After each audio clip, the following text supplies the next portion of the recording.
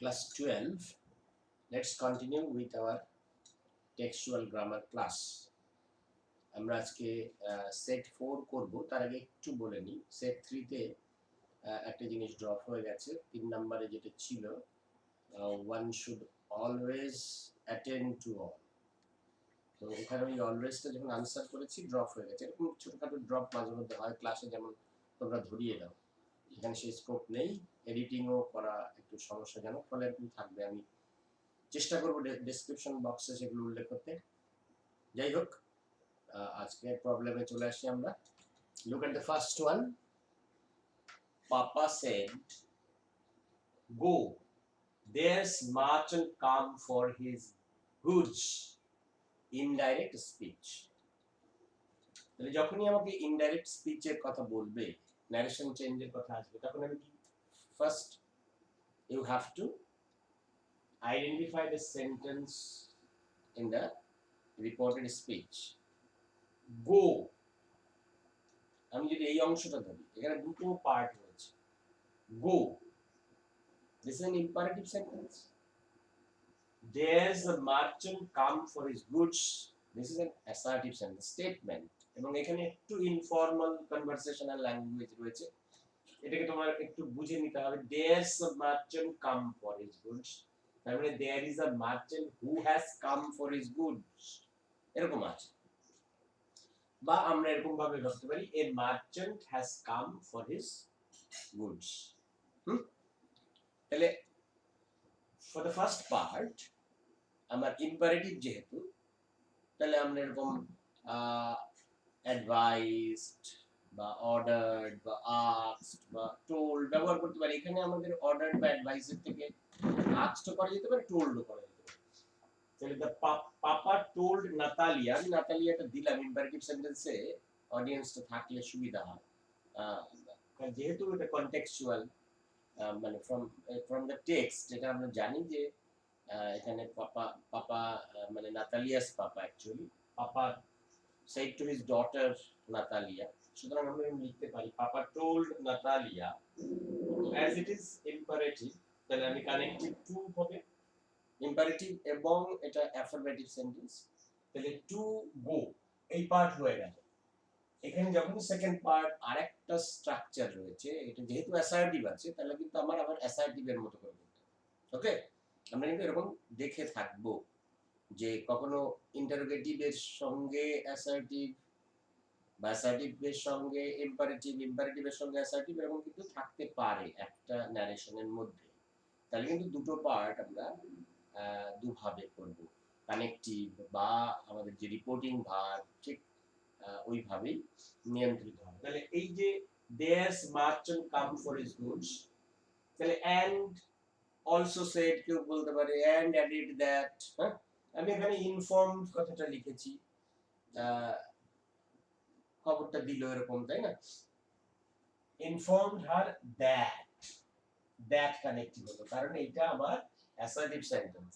তাহলে দ্যাট আমি কি করলাম, a merchant had come for his goods. এই যে বললাম দেয়ারস এ মার্চেন্ট, আবার কেউ লিখতে পারে there was a merchant who had come for his good, করা যেতে পারে। ওকে, come to the next one. I remember my father starting his day at 4 a.m. turning to complex. So look at the sentence here. I remember. Remember, finite verb. My father starting his day at 4 p.m. Starting is a non-finite verb, কিন্তু আমরা বুঝতে পারছি যে starting এই non-finite ভার্বের ফাদারের সঙ্গে একটা active relationship রয়েছে। যদি ফাইনাইট ভার্ব হয় তাহলে father will be the subject। তাহলে এখানে আমাকে একটা ক্লজ আনতে হবে, টার্ন ইনটু কমপ্লেক্স। কমপ্লেক্স মানে one independent clause and one or more dependent clause। dependent clause মানে নাউন ক্লজ হতে পারে, অ্যাডজেক্টিভ ক্লজ হতে পারে, অ্যাডভার্বিয়াল ক্লজ হতে পারে। তাহলে এখানে আমি যদি এইটা ফাদারের সঙ্গে starting his day there is an active relationship, তাহলে আমি এইখানে একটা যদি হু দিয়ে দিতে পারি, দেখো, তাহলে I remember my father who started his day at 4 p.m. Actually এইখানে যে রিলেশনশিপটা রয়েছে, আমি যদি এটা ভুলে যাই, তাহলে father started his day at 4 p.m., তাই না? এরকম হতো সেন্টেন্সটা আলাদা করে ভাবলে। and I remember it, হ্যাঁ। আবার আমি I remember my father হিসাবে ফার্স্ট সেন্টেন্সে নিয়েছি, কিন্তু আমি যদি বলতাম যে I remember it father started his day at 4 am, I remember it, এভাবে যদি ভাবতাম তাহলে কিন্তু আমরা নাউন ক্লজ হিসাবে ভাবতে পারি। what do you remember, তার আনসার হিসাবে ভাবতে পারি that father started his day at 4 am। তোমাদের মনে হতে পারে আমরা সাধারণত যেটা করি ফাইনাইট ভার্বের টেন্স দেখে নন ফাইনাইট ভার্বের টেন্সটা ঠিক করি, কিন্তু এখানে কনটেক্সটটা ভাবতে হবে। APJ remembers while he is writing his autobiography incidents of the past। এই যে ফাদার স্টার্টেড হিজ ডে, কেন হলো এটা? কারণ তিনি রিকালেক্ট করছেন, যখন লিখছেন তার আগের এই ঘটনা, তার পাস্ট ইনসিডেন্ট রিকালেক্ট করছেন, সেই জন্য রিমেম্বারটা প্রেজেন্টে থাকলেও এটা কিন্তু পাস্ট ইনসিডেন্ট, পাস্ট ইভেন্ট, সেই জন্য আমরা এটা পাস্টে রাখবো। ওকে, তাহলে আই রিমেম্বার মাই ফাদার, এটা যদি ইউজ করি নাউন ইউজ করার পরে আমরা অ্যাডজেক্টিভ ক্লজ ইউজ করতে পারি। তাহলে who started his day at 4। আবার যদি আমি মনে করি আই রিমেম্বার দ্যাট, মানে হোয়াট ডু ইউ রিমেম্বার, এখানে দেখো আমি লিখেছি I remember that my father started his day at 4। ওকে, তাহলে এভাবেও করা যেতে পারে, দুভাবে হতে পারে। Now come to the next one. I answered quite confidently, I answered quite confidently, noun form of confidently। First তোমাকে যেটা ভাবতে হবে, you have to know the noun form confidently, confident, confidence, confidence is the noun form, so you have to use the noun form confidence। তাহলে নিশ্চয়ই একটা structural difference হবে। confidently adverb, quite is also adverb। আমরা জানি adverb কি করে, verb adjective বা অন্য কোনো অ্যাডভার্বকে মডিফাই করে, তো এখানে এটা অ্যাডভার্ব, এটাও কিন্তু adverb. But when you use a noun form, it should be preceded by an adjective। এখন এই quite is equal to fully আমরা ভাবতে পারি। quite এখানে যে সেন্সে আছে, quite এর আমরা অ্যাডজেক্টিভ ফর্ম ডাইরেক্টলি এখানে পাচ্ছি না, সেজন্য আমি quite এর যে মিনিং ফুললি কনফিডেন্ট, এই মানে ফুললি কনফিডেন্টলি এরকম ব্যাপারটা ছিল, আনসার ফুললি কনফিডেন্টলি এরকম, quite confidently মানে তো ওখানে কনফিডেন্টলির সঙ্গে যেমন quiteটা বেশি স্যুট করে, এখানে আমার কনফিডেন্সের সঙ্গে কিন্তু কোয়াইট থেকে আমি কোনো অ্যাডজেক্টিভ পাচ্ছি না, তো ওই ফুললি ওই সেন্স থেকে আমি ফুল কনফিডেন্স বলতে পারি। তাহলে I answered with full confidence. এবং বুঝতেই পারছো যে যখন এই নাউনটা হচ্ছে তার সঙ্গে একটা প্রিপজিশন প্রয়োজন হবে, এগুলো খুব কমন একটা ব্যাপার।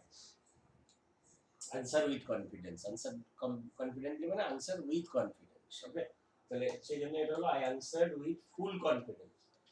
All the answers being different, the jar agreed with none of them, turn into affirmative।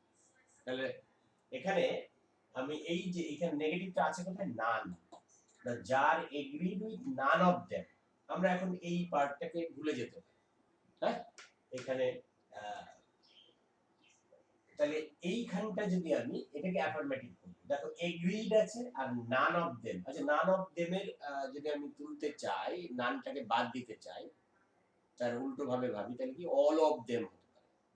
তাহলে all of them are agreed যদি থাকে তাহলে কিন্তু অপোজিট মিনিং হয়ে যাচ্ছে, কিন্তু ডু অ্যাজ ডাইরেক্টেডে আমরা কি করি, অবশ্যই you have to keep the same meaning without changing the meaning, এরকম ব্যাপারটা থাকে।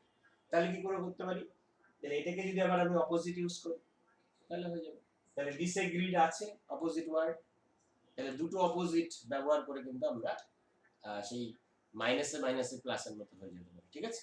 তাহলে the jar agreed with disagreed with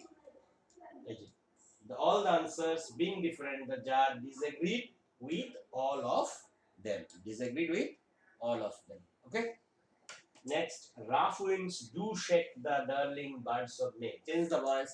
change the voice আসলে আমার প্রথম কাজ কি, আমাকে দেখতে হবে whether it is active or passive, subject followed by verb।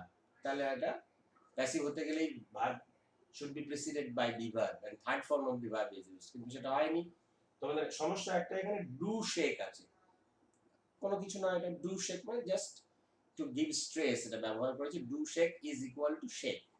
হ্যাঁ, দুটা এখানে একটু ফোর্স দিয়ে বলার জন্য ব্যবহার করা হয়েছে, তাহলে শেক। আর অবজেক্ট কি, দ্য ডার্লিং বার্ডস অফ মে, একটু লেন্দি আছে, তাতে কোনো কিছু এসে যায় না। তাহলে the darling birds of May চলে এলো, এখানে ডু শেক, তাহলে প্রেজেন্ট, সিম্পল প্রেজেন্ট আছে, তাহলে আমাকে সিম্পল প্রেজেন্টে be verb am is are. এখানে যেহেতু darling birds of May, the head noun আর কি যেটাকে বলা হয়, বার্ডসটাই এখানে মূল সাবজেক্ট, তাহলে সেটা প্লুরালে আছে, তাহলে কি হলো, আর হয়ে গেল, শেক, শুক, shaken. So the third form is shaken. The darling buds of May are shaken by rough winds. Okay. I knew she wore slippers. Split into two simple sentences. তাহলে এখানে দেখা যায় I knew she wore slippers.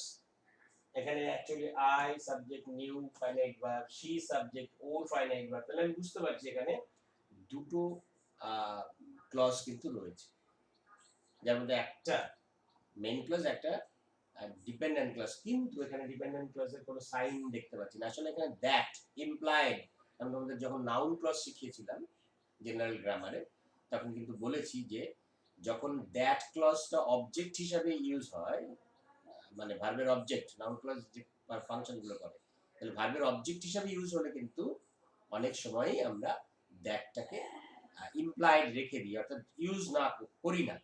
কিন্তু তোমাকে ভাবতে হবে এখানে that আছে, I knew that she wore sleepers, তাহলে আমরা খুব সিম্পলি এখানে ভেঙে ফেলতে পারি, দ্যাটটাকে রেখে দাও, বাদ দাও, তাহলে শি ওর স্লিপার্স এটা একটা, আর আই নিউ ইট, হ্যাঁ, নাউন ক্লজ সাধারণত তোমরা জানো যে যেটা মেইন ক্লজ হিসেবে এখানে থাকে সেটা সেকেন্ড পজিশনে চলে যায়, আর এখানে যেহেতু অবজেক্ট আছে, নাউন ক্লজটা অবজেক্ট হিসেবে ব্যবহার হয়েছে, সেই জন্য ওই টোটাল নাউন ক্লজের জন্য এখানে ইট ব্যবহার হচ্ছে, সেটা কিন্তু অবজেক্ট পজিশনে চলে গেল, I knew it, she wore slippers, I knew it.